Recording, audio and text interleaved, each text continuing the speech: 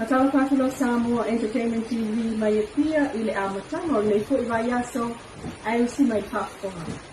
O le vai aso nei le stofi me le sfraile su tolu mal sufao ki topai toe whaawau mai ai i Samoa le fono tanga ale atoa o Samoa.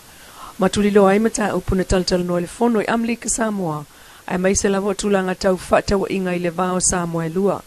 Lea ua tala mai ai a manoa i tato lenga po le turmeric e whata watu i tutuila mamanu a whapea fo ile mano tele o Amerika maona state ai o territory. O fua moa le fo i utapena wha mai ai an le na o loa a Samoa. Ewi e na o le lua company whale mua tele o o tata utunu ua sapalaya. Ai utapena mailim tanga luengo whatu angam whai ngā whaiva pe on sao nualo na minsta. Na ulen mali e tole wa tea Force Schmidt e yei company te tele o le amua mai ai to mai ma o loa e amata ile na fo iati na e Samoa. O le fono le vai so nei, o le ato i feilo iai ta i o Samoa na lua, ila na fono whanto sanga masani ai. Ua tu matila mai nele alo Samoa, lea lo ove ai mawhaia o ngā Soswani, ile Universite Pasifika i saute i fiti. Le fionga a tele ta fianga le a taua tat, tolu iwa tau sangal matua ma le fionga tua nai. O le whaunga le Universite a Wal Pasifika, le na whai fiti na fiot ia ile aul tātou malo. Le fionga tuimne li whano so alau Vili Leilua, talu o ia le whaau le Universite Wal Pasifika, i Samoa fiti ma Vanuatu. Peta ustasi leo mita mitanga le fionga a tele, ile mōli mawina lea le fionga ile aul malo le taunu unga manuia, o tau mawhainga le whai tau se lau o tamamteina o ngal Pasifika. Whata si ai masina vaenga o la tau Samoa, na usia le whaau unga o le vastolwai. A le fionga a tele wa whaau oi nei lo na whailonga le Doctor of Philosophy in Sociology. Na amata atulo na soifua o oina le onga tulanga lua atua nai, ile aso fitu. Whaasoloane ili kolise o le fifi, ile iwa fitu to sanga i luafe. Po o le Universite a Samoa i luafe maltasi, ma whaaskol CPI. Na whaau mai le USP, ile PhD Research. Whaau mai fo ile USP ile Master Research. O sa skol CPI i Samoa mo le Bachelor of Arts degree. Dr. Atele tafianga le atauvatat le ufai poipo to ineya uma shara dat. To alua o nalo, o lona wha amoemoenga e fia tautua mo Samoa so se vaenga au nai, ai wha lango i le atua. Ona mātua, o tuta alonga tuyoti wha leo talia oa tafianga le ataua, ma le tina ia mema tafianga o tua nai, o le kale sia so fitu i a whenga, o longa lue nei, o se whaia onga le USB fiti nga lue fo is whaia of Soswani i le Universite al Pasifika i fiti. O lan whautuanga i tupulanga aua le manatu mama i awanoa tawa o onga e maua. To telefana ule o maua awanoa ia o onga lanlangi ai whaftai le atual taun unga woia maua mo Samoa malona ainga. O wha mautino mai le fionga le pale mia fia me nao mimta afa. Tawul manga o sosu enga na whaia whatau i ngaluenga whaamaitaimi i New Zealand Australia. Ngārwenga whawaitaimi nei, o whaasolo ina mamulu atu ima iai, le malo si anga o tātou tangata talavou, e whaale leil te mau aingo New Zealand Australia, ai lama ti ai tūlanga tau le ati na e o whaatu anga, i ona ma ave SSA Samoa nei, ai o le whaatinonga, o ngārwenga, ilu tātou lava atunu. O i tonu le ana sauno ia ili taita i le malo, le li portal committee na lātou mata i tū, le anga inga ilumo ngārwenga whawaitaimi nei, ma le taunu unga o le lipoti le nā al komiti. Ele ite ena ele kapeneta le lipoti. Au le lipoti. E ime na mwhaina tali mai ai. Au le tele o isi mea, whai mai. E tele isi ngā luenga taunu to e whai. O le mea la. O le la ua umana whai le lato ngā luenga. Le la ua lafo mai. Le ua whai le fina ngā lua le kapeneta. E whai loa subcommittee al kapeneta. E va aila i mea ia o whai mai mwhaina whai. Ia, ai vai polale au wala e whai e isi mea ia whai mai e tauan whai. Ia pe oni mea fo e tauan whai. O le no unga lala o whamtaranga. O le auto e ilo e le kapeneta le ripoti le au mai. O le mea moni la, e le i uma le ilo longa. O le mea fo ile e te whapea mai ai e tu watu i komiti ma me whapea na. Fo ile. Ele o se mea foi na awa a whapea ua tonu le whainga whaavai o i nā lai so solo o tuai le toi ngā whainga tonu na. I le taimi la le nei, o la e whaile ngā luenga a le mata ngā luenga ia.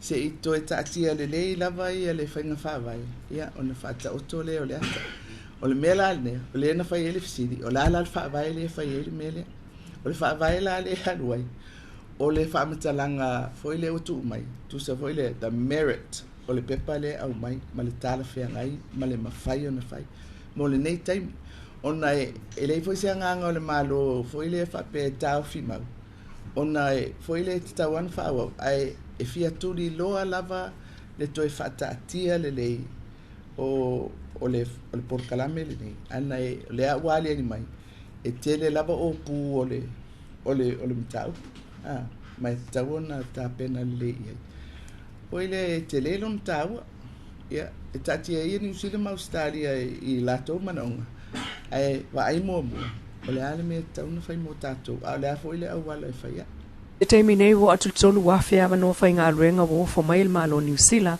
au sili atu le numero ava no whai ngā ruenga I au Setalia. Ile tatou tala tue tuliloa ma le fiu anga sale lava lui savai I ma le tonga marijuana, le ana o so whai e leo le asto na italuai. Na tue tuliloa lava leo mamatai o le nuu le tonga la au ili tala loa sale lava lu. Peitai, e o atu le siake le nuu ma leo ile aso luo le vai aso nei, o toe tangutu o la au marijuana o toe, mai le vaenga o le tonga vau le na whai el tonga la au. Na malanga whaatasi ai, leo atu I upolu nei, e au fiai mal komsina o mta ngā luenga.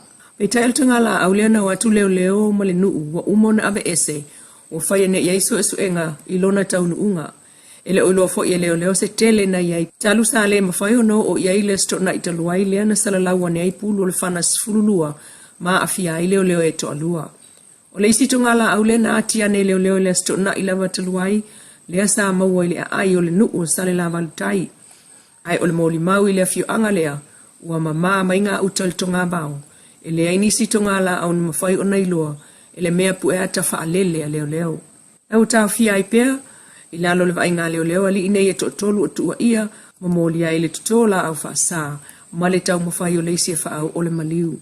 O apisalo ma setu po sula setu, ua moli ai le tau mawhai e wha au o le maliu, ai o masina le ngā tau le lei. Ma manuia la wha ele wa moli ai le tutola au, mai ono iai nisi moli anga wha popo. E tai wa uma o na whaia o whai unga le fono, le fiu anga o sale la banu le songa fuante nei, na wha sala ai a inga, o li o tua ia. O le sfa inga leo le tali atu ngā luenga whai whatasi, le tuititi o whala au whasai Samoa, ina ua longo ane e tangato le nui leo tunga la au, I ngā uta ma le ai. Mai o lo tau fia I nei leo tolu lea, o maua uma ma whatu langa, e tūla iai lumo le whamsinonga le sa luas fulvalu o le masina nei. E tue whaawama iai le songa fua so malo loto tamaiti, le sao o au la kapie to valu. I le tau te atu I sawanga whasanga I tina ama whanau I Samoa. Ina ua umatu I le vai mua o tamusanga whaatausanga whale alili. Ma wha solo mai nei loa I lona vai lona lua. E peo na maua mai tātou so ta inga malili I whaia o ngale fionga so I lano vi. Mai a le vai mua le tātou tamusanga le PSL luso sa talo. Ia o le tamusanga mua le sa so champini ai ia PSL luso sa talo ma le au mai sa tawa. Ia le sa manu ai le PSL luso sa talo. Ia o le ua tapena fo I le round 2. Ia o le tātou polokalame a pio na iai o nau tainga. Ia whaataua ia tau fio sawanga I tinam te mai tai. Ia le ngata fo I lea. Ia nau tainga ina ia whaamarusia fo I tālonga. E mawhai ei ona tuu nisi o vahenga pi o le te paa ia o le pia fuala u whaasaina I talavou ma tupulanga talavou ia o le ngangale na o le whaamoemoe pi o na langalangai le finangalo le fionga le te malanga pufutalenga ia ono fia Sene ia le ngata fo I leo le whaia o ngalangulango ia ono fia aingo fia ia masimatu langulango fo ia wale whaangaso longo le neipolo kalami o le aso malo lola o le aso ngafua tamu whaiele round 2 po le tamu sanga longa lua ia o le tatu whaamoemoe pi o na iai ia o le pula le ua iai sa talo sa tele la oso malotofanga o le pulpi le ua iai matautu I whale alili ia o le tongo o si umu masapunawa ia na le valua au le ua mwhai o na tapena ia mo le aso malo lo le aso ngafua lo tomaiti mo le whaatau waina ina ia whaolola pea, ia ma whaaleleia atili, ia le nei ta longo lana pi. O sa wanga whaasanga i tina ma whanau le sile whawhita uli mta utia lu tātua tunu. O le onga le na wa apa mai ai le whainga malo le whaas e avatu se fisoso tupe. Mo se taimi mua mai le malo i le whala poptonga o le toomanga mo e popua ngatia.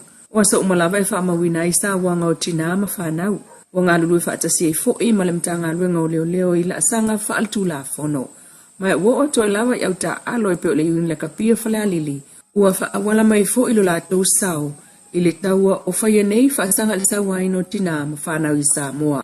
Samoa Entertainment TV mai e pia mas wha o kukonga o nā Samoa, i asa kai au le aloko le tua ai paso i kuai.